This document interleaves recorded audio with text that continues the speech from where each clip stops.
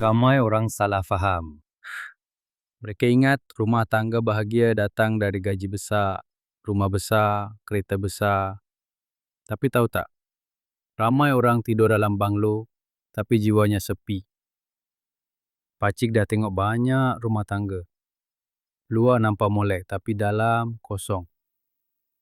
Bukan sebab miskin, tapi sebab dua orang dalam rumah tu dah berhenti layan satu sama lain macam manusia.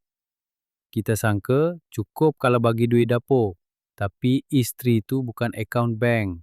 Dan suami pula bukan mesin duit. Dua-dua ada jiwa.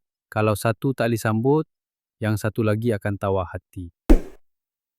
Ada suami balik rumah terus dengan telefon. Ada isteri rasa suaminya cuma tahu tanya makan mana. Bukan awak okey ke hari ni. Lama-lama, dua-dua jadi macam penyewa, bukan pasangan. Satu benda yang ramai tak buat, tapi besar kesannya. Layan pasangan macam orang asing yang kita hormat. Bunyi pelik kan? Tapi cuba fikir. Kalau kita boleh senyum kat cashier, kenapa kita tak boleh senyum kat isteri sendiri? Kalau kita boleh reply mesej bos cepat-cepat, kenapa kita biar mesej pasangan berjam tak balas? Pakcik pernah dengar kisah Saidina Umar Al-Khattab. Tegas, garang. Tapi bila dengan isteri dia lembut. Bila anak cucu masuk bilik, dia buka tangan. Seorang pemimpin besar, tapi tahu bila perlu turunkan ego.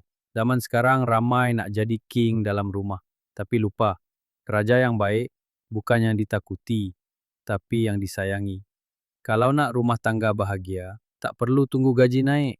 Mulakan dengan suara lembut. Pandang mata pasangan bila bercakap. Peluk dia tanpa sebab. Ucap terima kasih tanpa tunggu dia buat apa-apa. Bahagia bukan datang dari banyaknya harta, tapi dari cukupnya rasa dihargai, difahami, dan didampingi. Kalau kau setuju, tekan like. Kalau kau ada kisah sendiri, tulis kat ruangan komen. Jangan lupa subscribe. Pakcik akan cerita lagi pasal duit, pasal hidup, dan pasal apa erti jadi manusia yang tak lupa sayang orang yang sayang kita.